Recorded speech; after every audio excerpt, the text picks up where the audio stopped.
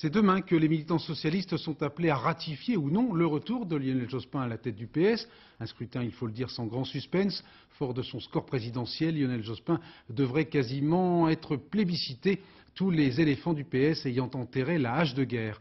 En fait, l'élection de Lionel Jospin n'est qu'une des 18 questions auxquelles auront à répondre les militants socialistes demain. Reportage de Guylaine Chenu et de François-Xavier Bunel dans une section à Lille.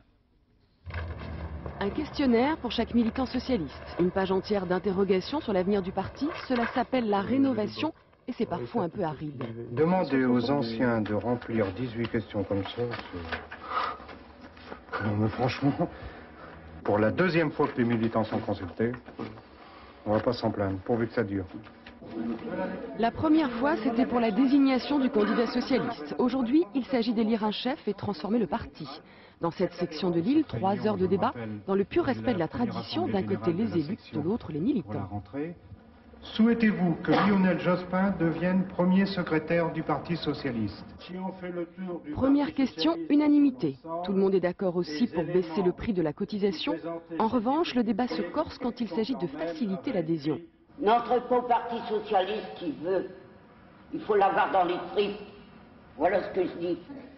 On rechigne à ouvrir les portes et les fenêtres du parti et pourtant on a déjà entrouvert la section. Pour la première fois, 2 sympathisants sont venus assister au débat. Un peu un congrès, un débat d'initiés. On sent qu'il faut être un petit peu dans le parti pour débattre de tout ça. Tout le monde se réunit, bon, tout au moins autour de Lionel Jospin, sur ses idées. Et je pense que là, c'est quelque chose qui change. Francis Wavran se souvient, en 81, cette section comptait 300 adhérents. Aujourd'hui, ils ne sont plus que 100. Pour lui, la rénovation, c'est d'être à nouveau un parti de militants, plus seulement un réseau d'élus. Il n'y a aucune raison de militer dans un parti politique, de travailler de passer des soirées sur des thèmes de réflexion pour changer la société, si les élus, lorsqu'ils sont au pouvoir, ne nous écoutent pas et n'en tiennent absolument pas compte.